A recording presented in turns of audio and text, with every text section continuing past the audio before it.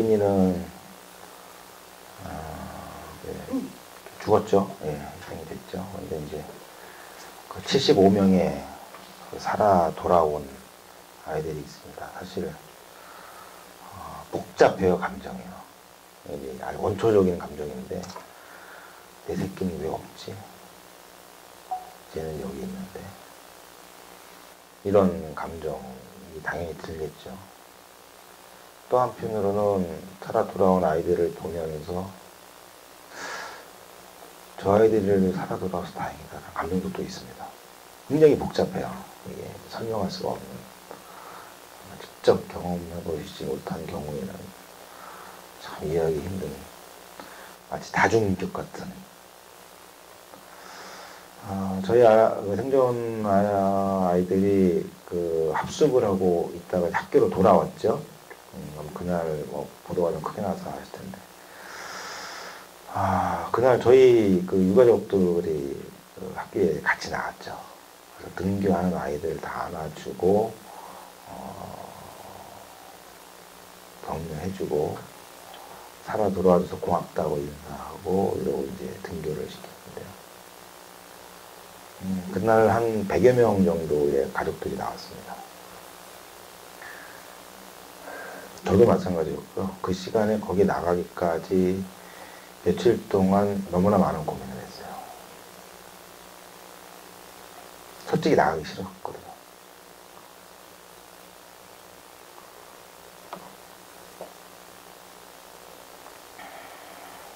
그 자리는 제가 예은이를 마지막으로 보고 마지막으로 헤어진 자리입니다. 학교 정문앞. 수학여행 가기 위해서 집에 나온 아이를 차에 태워서 짐같이 실어가지고 정문 앞에 내려주고 마지막 작별 인사를 한 장소죠.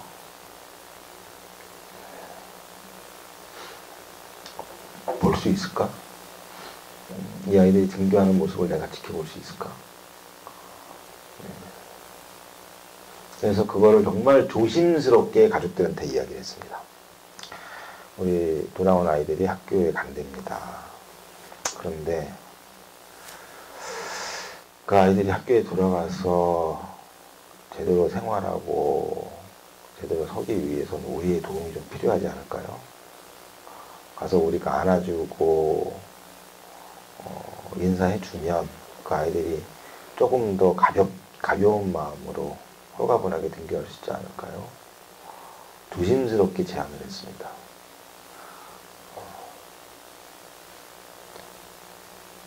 반응이 굉장히 안 좋았어요. 올리자마자 반응이. 어떻게 거기 가는 얘기냐 나보고. 왜 이렇게 잔인할 수가 있냐 사람들이. 근데 이제 며칠 지나고 나서 한 분, 두 분 이야기를 꺼내기 시작을 하더라고요. 그래도 해야 되지 않겠냐. 그래서 다른 일 같으면 반별로 막 인원도 파악하고 막 이거 할 텐데 전혀 안 했어요. 안 하고 그냥 저희 모실 수 있는 분들만 오시면 좋겠습니다. 라고만 하고 아무것도 안 했어요. 근데 당일날 100분 정도가 나오셨더라고요.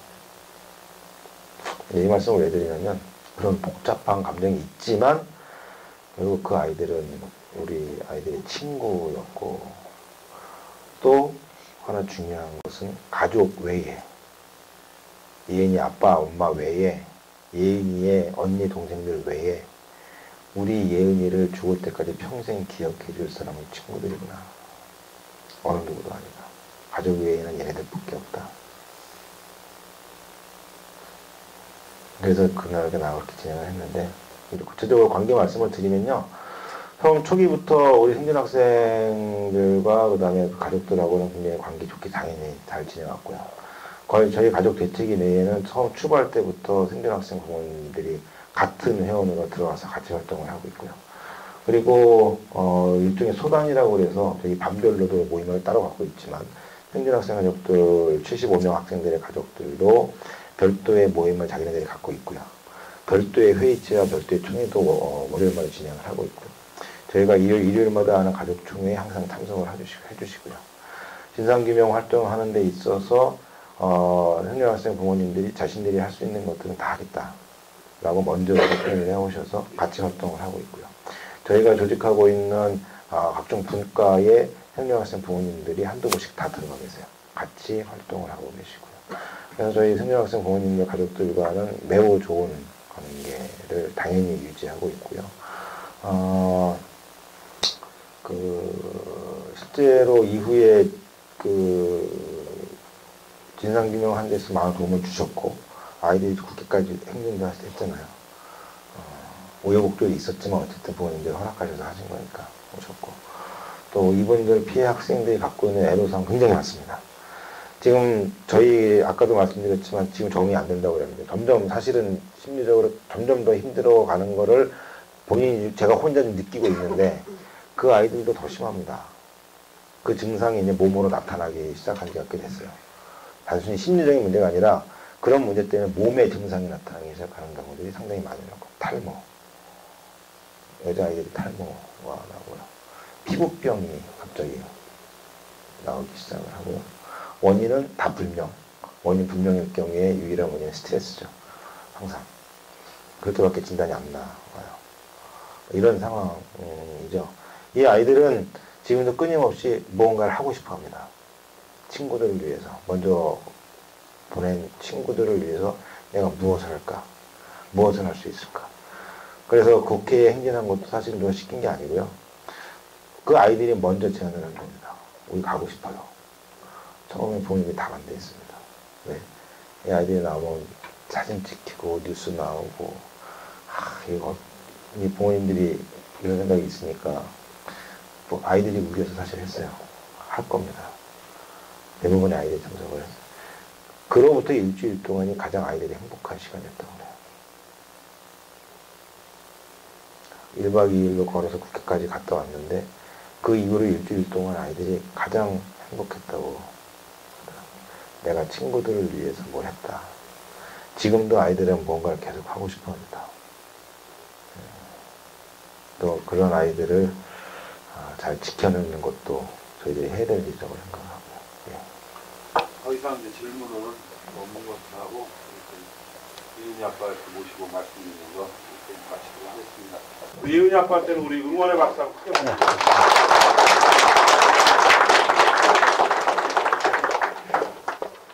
그리고 아까 질문하였던 어떻게 도울 방법이라든가 이 부분은 이제 가족대책의 예인 아빠보다도 설상 국민대책위원회에서 향후 일정이라든가 특별법에 의해서 이제 진상조사위원회 구성되잖아요. 그럼 지금의 기구들하고 또 우리 국민들은 또 시민들은 어떻게 해야 될지 이런 얘기 하실 얘기가 있을 것 같고 또 뭐 후원 방법이라든가 이런 얘기 좀 들어보자고. 5가지를 말씀드리겠습니다. 첫 번째는 아까 많이 말씀하셨던 밝혀내야 한다. 그래서 비록 미흡하지만 우리가 만들어낸 특별법에 의해서 그 특별조사위원회가 구성이 되어가고 있습니다. 감시해야죠. 견제하고 압박도 해야 됩니다. 새누리당의 추천위원들 뉴스 보시면 알겠지만 정말 진상규명 가로막기 위한 돌격대 같은 분들 같은 되고 있죠. 그래서 특별조사위원회를 감시하고 견제하고 압박하는, 더군다나 이제 어쨌든 유가족분들이 추천하시는 상임위원 이 전체 위원장이시기 때문에 지금 이석태 변호사시죠. 이석태 변호사는 그렇게 얘기했습니다. 이 법이 부족하면 개정하겠다. 굉장히 단호하게 이렇게 의지가 있으세요. 그래서 이 특별조사위원회를 감시하고 견제하고 압박하는 거, 말씀하신 대로 여론으로 진실 규명을 해나가야 됩니다. 우리가 진실의 과실을 확산시켜 나가야 되는 일이 있을 것입니다. 그러기 위해서 어떻게 해야 되냐? 알아가고 그래서 이제 그걸 알려내고 행동하는 이런 것들이 필요한 것 같습니다. 그것은 이제 가족들이 요청하시는 거 홈페이지나 여러 과정들을 통해서 전달받을 수 있는 이런 방법들을 지금 좀 이따 말씀드리도록 하겠습니다. 두 번째는 지켜내야 한다. 지키자입니다. 바로 어디냐면 팽목항입니다. 팽목항. 팽목항에는 지금 유가족분들, 시민분들 내려와 계시죠. 그래서 지금 매주 토요일마다 전국적으로 기다림과 진실의 버스를 운행하고 있습니다. 서울뿐만 아니라 지난주 토요일에는 그 사단법인 어린이 도서연구에서 주로 30명이 내려가셨고, 또 이번 주 토요일에는 대구의 한 청년단체가 몰래산타라는 것을 팽목 가서 하겠다 이렇게 또 얘기도 하시고요. 그래서 매주마다 이렇게 전국에 있는 모임과 단체 그리고 시민분들이 매주마다 내려가고 있습니다. 성북구에서도 한 줄을 잡으셔서 가시면 좋겠다라는 제안도 드립니다. 말씀드린 두 번째는 이제 안산합동 문양소를 지켜야 한다. 거기에 우리 유가족분들이 계속 계세요. 문양소 가시면. 그리고 컨테이너 박스가 많이 있어서 거기에 대기실이 있어서 찾아가지고 항상 가족들과 함께 만날 수 있는 공간이 있습니다. 그리고 세 번째로는 이제 두 번째 세 번째는 이제 광화문을 지켜야 한다. 광화문 광장이 지금 텅 비지는 않았고요. 예. 여러 가지 이제 계속 영석이 아빠, 민호 아빠가 또 거기 있는 자원 활동하시는 많은 시민분들이 지키기 위한 활동들을 하고 계세요. 매일마다. 오늘도 눈이 오니까 걱정하시더라고요. 그 천막에 이제 눈이 쌓이면 혹시 이렇게 될까봐 걱정이 많으신데 끝날 때 부탁드리겠습니다. 세 번째는 찾다. 찾아내야 한다. 정말 기록적인 서명하고 여기 600만 명 넘었죠. 1000만 서명 특별법. 정말 기록적인 최단 기간 내의 기간이었고 우리 유가족분 단식하시고 우리 김용호 씨 유인 아빠도 단식을 꽤 오래 하셨을 때 나도 함께 단식하겠다고 하루 단식을 신청하시는 분들이 3만여 명이 넘으셨죠. 그리고 지금 국민간담회가 벌써 15,000명 이상이 참석하시고 계속 끊임없이 되고 있는 과정입니다. 또 국민간담회는 성북구에서 또 하셨으면 좋겠어요. 예를 들면 우리 부모님들이 지금까지 240여일간의 구슬록, 육성 기록에 책을 내셨어요. 창작가 비평사에서. 그래서 북콘서트도 하십니다. 1, 2월, 3월에. 또 그런 계기로 또 성북구에 좋은 강당이 있으면 함께 또 더 많은 시민들과 함께 할 수 있는 자리도 있을 것 같고요. 그렇게 해서 찾아가는, 만나는 이런 과정들이 대단히 중요합니다. 그래서 이분들 찾기 위한 이런 활동도 있을 거고요. 이제 네 번째는 이제 있다. 이어내야 된다. 여기 계신 분들, 그리고 뭐 아까 온라인, 오프라인에서 활동하시는 단식 신청하신 분들, 이 국민간담회 수없이 많이 만난 분들을 찾기 위한, 이어내기 위한 게 필요합니다. 그게 이제 첫 번째로 이제 그게 4.16 약속 지킴이라고 있습니다. 이 4.16 약속 지킴이는 바로 밝혀내고 지켜내고 서로를 찾고 확인할 수 있어서 이어낼 수 있는 이런 좀 과정이 될 거라고 보고 있습니다. 그래서 지금 가족대책위원회와 국민대책회에서는 공동으로 많은 국민들이 제안을 드렸고 오늘 지킴이 이거 리플렛을 못 가지고 왔는데요. 가입 리플렛, 가입에는 뭐 조건도 없고 뭐 여러 가지 제약도 없습니다. 누구나 다 진실을 반드시 규명해 내고 인양도 촉구해내고 이 안전을 위한 것을 계속 하기 위한 것이라면 할 수 있는 건데요. 지킴이가 되면 무엇보다요. 연락이 갑니다. 연락이. 문자로 또 메일로 연락이 갑니다. 지금 이런 상황입니다. 지금 언론에 알려진 이런 소식이 있습니다. 그래서 이날은 꼭 모여주시기를 부탁드리겠습니다. 뭐 이런 것들을 계속 끊임없이 소식을 전해주는 사실은 오늘도 가족대책 홈페이지나 이런 얘기도 하고 있지만 이게 찾아보기가 쉽지는 않잖아요. 그때. 그래서 일주일에 한 번 이상 착착 연락이 갈 수 있는 그런 전국 연락망을 적어도 10,000명 이상 구축을 해서 정말 아까 제일 처음에 말씀드렸다시피 4.16 이후가 달라져야 되는 것을 반드시 이번에 만들어내기 위한 그런 행동을 하기 위한 그런 이유입니다. 그리고 세월호 참사 국민대책회의에는 뭐 880여 개 단체가 있지만은 여기에 함께 소속이 되진 않지만 굉장히 열심히 하시는 분이 많으세요. 혹시 뭐 얘기를 표현하자면 뭐 리멤버 공사회의 그리고 해외 교포분들 엄청 많으세요. 이분들과 함께 국민대책회의가 또 함께 연대해서 많은 사람들이 다 같이 연대하기 위한 뭐 가칭 4.16 국민위원회 이런 것들도 좀 구상을 하고 있습니다. 마지막으로는 회복입니다. 5번째 회복. 결국 우리가 이것을 하는 것은 우리의 존엄과 인권을 회복시켜야 된다는 이유에 있기 때문에 이것을 그냥 뭐 법에 의해서 언젠가 되는 문제가 아니라 지금 만들어 가야 된다. 사실 저도 상황실장으로 하면서 처음으로 국회도 가보고요. 국회 들어가려면 절차가 좀 있잖아요. 뭐 신분증도 확인해야 되고 그리고 뭐 본청이라고 그러죠. 국회의사당 이렇게 마징가제트 나올 것 같은 그 건물에 저는 아무도 못 들어왔는 줄 알았더니 저는 유가족 덕분에 들어갈 수 있었죠. 그리고 7월 15일 날 350만 명이 넘는 서명을 들고 청원행진 했잖아요. 쭉 들고 박스를. 최초라고 합니다. 국회 안에서 행진을 하고 국회 안에 서명지를 그렇게 갖다 놓고 국회 안에서 집회를 하고 국회에는 원래 안에 집회 신고가 안 되게 돼 있잖아요. 정말 잠시 잠깐이었지만 국회가 국민의 것이라는 걸 느끼는 그런 순간이었거든요. 그러니까 국민의 권리가 잠시나마 회복됐던 경험을 저는 해봤습니다. 그때 많은 분들이 해봤죠. 이런 회복의 시간을 늘려야 된다. 그리고 광화문 광장이 지금 시민의 광장으로 지금은 유지되고 있습니다. 그래서 이 광장에서 우리가 함께 모일 수 있었던 그런 고난들, 결국 이 모든 조롱과 우리의 권리를 회복시킬 수 있는 그런 4.16 인권선언을 만들어가기 위한 지금 계획을 짰습니다. 내년 1주기 되는 4월 16일 그리고 9년 2주기 되는 4월 16일 이 사이에 문서로 된 인권선언이 아니라 회복이 실제 될 수 있는 회복을 해가는 인권선언을 채택하자고 지금 이것을 함께 국내가 만들어가기 위한 노력들을 하고 있습니다. 이렇게 밝히고 지켜내고 찾아내고 이어내고 회복시키는 이 5가지를 우리가 해야 될 좀 중요한 항목이라고 좀 말씀을 드리고 싶습니다. 그래서 뭐 제가 마지막 광고 드리는 거는 4.16 약속 지킴이로 가입을 하시면 이런 소식들 서로를 이어갈 수 있는 것들을 금방금방 보내드릴 수 있을 것 같다라는 말씀드리고요.